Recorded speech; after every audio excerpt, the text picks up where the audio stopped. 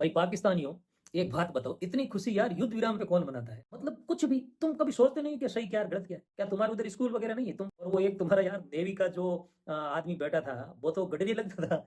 जो तुम्हारे 3 army officer जो वो प्रेस कॉन्फ्रेंस कर रहे थे, उनके जो आगे टेबल रखी हुई थी, वो कहाँ से लाए? सच-सच बता देना। आपने जो फोटोग्राफी वाले ड्रोन भेजे, वो जो हमारे यहाँ पर शादियों में जो दूल्हे-दुल्हन की फोटो खींचते हैं ना, वो हिंदुस्तान आपके पापा है। कहीं एक जो फौजी था, वो पता नहीं किसी के घर में घुस गए हैं। हर तीसरे दिन तुम्हारी गाड़ी उड़ा देता है यार, 10 फौजी गए, 20 फौजी गए, 30 फौजी गए। आटा नहीं, रोटी नहीं, तुम्हारे पास फल सब्जी नहीं, पानी पानी है अभी? हमारे लिए तुम वो डमरू हो, जिसे हम जब चाहे तब बजा सकते हैं। भाई पाकिस्तानियों, एक बात बताओ, इतनी खुशी यार युद्ध विराम पे कौन मनाता है? मतलब युद्ध विराम हुआ है, इसका मतलब ये है कि अब भारत आप पे हमले नहीं करेगा। पर इसके बदले में तुम इतनी खुशी मना रहे हो, सड़कों पे निकल गए हो। तुम किस बात में जीते हो यार? कोई भारत की जमीन कब्जाई है या भारत के 90,000 सैनिक तुम्हारे कब्जे में है? किया क्या है तुमने? तुम किस बात की खुशी मना रहे हो यार? इतनी बलियां उछल रहे हो कि ये हो गया वो हो गया, मतलब क्या? मतलब तुम्हारे जो आका थे, आतंकवादी थे, उनको मार दिया गया, तुम्हारे सैन्य अड्डे हैं वो क्लाश हो गए, तुम्हारे ड्रोन मिसाइलें सब हवा में गिरा दी, उसके बावजूद तुम इतनी खुशी मना रहे हो यार? मतलब कुछ भी तुम कभी सोचते नहीं कि सही क्या है, गलत क्या है? तुम्हें हमेशा दूसरे जो कहते हैं कुछ मकार लोग, उनको मान के ही तुम चलते हो। क्या तुम्हारे उधर स्कूल वगैरह नहीं है? तुम पढ़ाई वगैरह नहीं करते हो क्या? मतलब कुछ भी मान के चल रहे हो कि 3 दिन में हम युद्ध जीत गए न, वो हो गया न, इतनी खुशी मना रहे हो। मतलब क्या क्या जीते तुम भारत से? क्या मिला तुम लोगों को? तुम्हारे जो सैन्य अड्डे हैं उनके बाहर तो बोर्ड लगे हुए हैं कि भाई 10 दिन के लिए बंद है, मरम्मत का काम चल रहा है।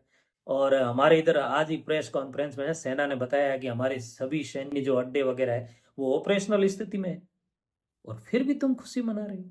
अभी न्यूज तो ये आ रही है कि तुम्हारा वो कौन सी पहाड़ी थी, किराना कौन सी पहाड़ी, जान वो न्यूक्लियर बम वगैरह तुम्हारे थे, उसमें भारतीय सेना ने हमला कर दिया, उसके बावजूद तुम खुशी मना रहे हो। मतलब तुम्हारे कहने से भारत ने तुम्हारे ऊपर हमला करना बंद कर दिया, इसके बदले में इतनी खुशी कि हम जीत गए। क्या जीते? तुम्हें क्या मिला इससे? मतलब जीत गए का मतलब क्या जीते तुम?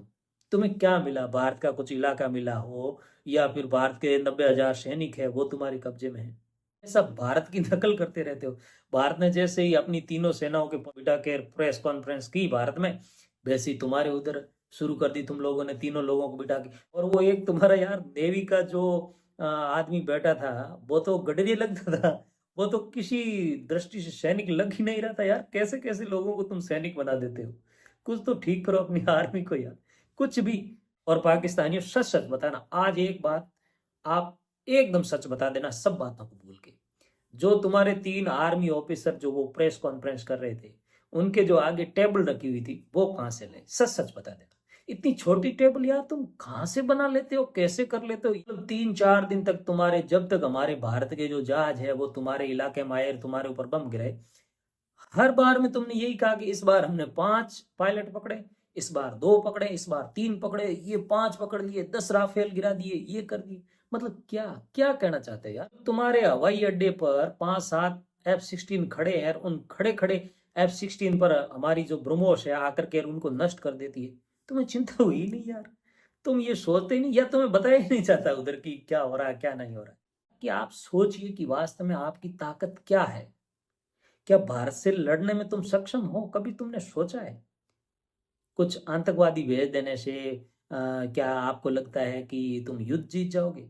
भाई अब मैं आपसे कुछ वास्तव में थोड़ी सीरियस बात करना चाहूंगा। वैसे तो आप लोगों को तो कुछ पता नहीं है, पर आप मंथन तो करो इस बारे में, सोचो तो सही कि आपको बकायदा बताया गया है कि हम हमला करेंगे। भाई आपने जो आतंकवादी भेजे उन्होंने तो छुप के हमला किया, फिर हमने बताया कि हम हमला करेंगे, और फिर आपके इलाके में आपकी फौज जो है वो हाई अलर्ट थी, उसके बावजूद हमने आपके 9 जो आतंकवादी ठिकाने उनको नष्ट कर दिया। कौन सा मसूद अजहर था, कौन सा, उसका तो पूरा परिवार हमने 10 लोग खत्म कर दिए। आपके हाई अलर्ट के बावजूद हमने ऐसा कर दिया। आपको उधर एयर डिफेंस सिस्टम वगैरह नहीं लगे हैं क्या? वैसे हमें तो पहले से ही पता है कि एयर डिफेंस के नाम पे चाइना ने आपको खिलौने नहीं दिए। अब उसके बाद आपने जो फोटोग्राफी वाले ड्रोन भेजे, वो जो हमारे यहाँ पर शादियों में जो दूल्हे दुल्हन की फोटो खींचते हैं ना, वो ड्रोन आपने वो टर्की और उस चाइना वगैरह से लेकर भेजे। भाई उनसे कौन डरता है यार? क्या आपको इतना भी नहीं पता कि हमारे इधर इतनी तकनीकी है कि हम असली और नकली हथियारों में भेद कर लेते हैं? फिर वो आपकी कौन सी मिसाइल थी यार, फतेह नाम था क्या था, जिसे हमने आकाश में मार गिराया था? यार मिसाइल ऐसी होती, मिसाइल होती है ब्रह्मोस भाई मेरे, ब्रह्मोस 1 इंच भी इधर उधर नहीं हुई। इसे कहते हैं पिन पॉइंट एक्यूरेसी। तो मेरे पाकिस्तान के भाइयों, मैं आपको एक सलाह देना चाहूंगा। हिंदुस्तान आपका भाई है, बड़ा भाई है। मैं ये नहीं कह रहा हूँ हिंदुस्तान आपके पापा है, आप भले ही मानो, पर मैं इस बात को नहीं मानता हूँ। पर मैं ये कह रहा हूँ कि हिंदुस्तान आपका बड़ा भाई है। तो यदि छोटा भाई और बड़ा भाई मिल करके रहे ना, तो वास्तव में ये एक परिवार के रूप में रहेंगे, और फिर इस पे कोई दूसरा नजर भी नहीं उठा सकता। आप इंडिया से दुश्मनी के चक्कर में, जो चाइना है वो आपका फायदा उठा रहा है यार। वो कैसे कैसे हथियार आपको दे रहा है, जो वहां पर रिजेक्ट हो जाते हैं कि भाई ये काम के नहीं है, ये टेक्नोलॉजी फेल हो गई, तो ऐसा करो ये पाकिस्तान को भेज दो, क्योंकि पाकिस्तान में तो कोई चेक करने वाला है नहीं, उनके पास तो ज्ञान ही नहीं। तो पाकिस्तान के लिए मैं 3-4 महत्वपूर्ण सलाह दूंगा। पहली बात ये है कि आप जो है वो अपने देश में स्कूलें खोलो और उसमें विज्ञान तकनीकी ये चीजें पढ़ाओ भाई साहब। इनके बगैर ये संसार अब चलने वाला नहीं है। आप, मैं क्या कह रहा हूं सोच रहे हो ना आप। दूसरी बात मेरी जो है वो ये है कि अपनी सेना को प्रोफेशनल बनाओ आप। आपकी सेना अभी 5-7 दिन तो भारत के सामने थी, इसलिए पिस रही थी बेचारी, वरना आपकी सेना राज करती है। आपके सेना के जो बड़े बड़े अधिकारी है सब करोड़पति है। मैंने कहीं पढ़ रहा था मैं कि आपके जितने भी सेना के अधिकारी उन सब के जो वेस्टर्न कंट्रीज है वहां पर बड़े बड़े बेंगलोज है। यार मैं तो वास्तव में, ये देशभक्ति होती है। एक सेना का अधिकारी जैसे तैसे पैसे इकट्ठे करके किसी दूसरे देश में प्रॉपर्टी खरीद के अपने बच्चों को वहां रखता है, ये देशभक्ति है।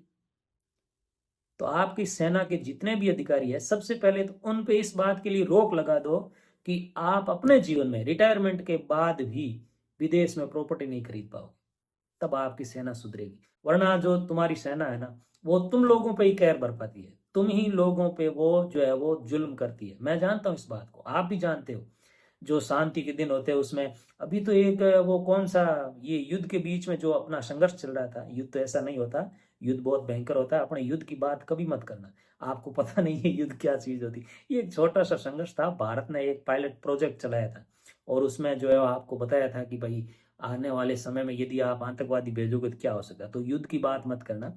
ये जो एक छोटा सा ट्रेलर था, इस दौरान मैं एक वीडियो देख रहा था कि आपके सेना के कुछ लोग तो सीमा पर लड़ने के लिए जा रहे हैं, वहीं एक जो फौजी था वो पता नहीं किसी के घर में घुस गया यार। मतलब किस प्रकार की सेना को तुम लोग उनको प्रशिक्षण क्या देते हैं यार। उन लोगों को तुम्हारा ध्यान नहीं रहता कि हमारी सेना कैसी है। एक वो BLA है, बलूचिस्तान लिबरेशन आर्मी या क्या फ्रंट वगैरह, बलूचिस्तान वाला, वो तुम्हें हर तीसरे दिन तुम्हारी गाड़ी उड़ा देता है यार। 10 फौजी गए, 20 फौजी गए, 30 फौजी गए। तीसरी बात जो महत्वपूर्ण मैं आपको सलाह दूंगा, छोटे भाइयों आप इसलिए सलाह दे रहा हूं, वो ये है कि आपकी जो लीडरशिप है ना, उसमें सुधार करो। वहां पर एक ऐसा कानून बनाओ जिसमें भ्रष्टाचार पर रोक लगे। जैसे हमारे यहाँ भारत में एक कानून बना था सूचना का अधिकार। उसमें क्या, सरकारी महकमों में जितने भी काम होते हैं ना, तो उसमें हम लोग सूचना डाल के पूछ लेते हैं कि भाई इस काम के लिए कितने पैसे आए और उनका खर्च जो है वो किस प्रकार से वो खर्च किए गए। तो सब लोग, जो भी सरकारी कर्मचारी हो, अधिकारी हो, नेतागण हो, सबको पता है कि भाई यदि हम इसमें कुछ भी ऊपर नीचे करेंगे तो वो पकड़े जाएंगे। तो अभी शुरू शुरू में आप जानते हो, उस समय जब ये सूचना का अधिकार आया था ना, हमारे भारत में भी खूब घोटाले उजागर हुए थे, क्योंकि पहले से परिपाटी चली आ रही थी। लेकिन अब उसके बाद धीरे धीरे हमारे यहाँ प्रचलन अब ये बन गया है, बड़े लेवल पर भ्रष्टाचार बहुत कम हो रहा है। तो ये ऐसा कोई कानून आपको उधर भी बनाओ।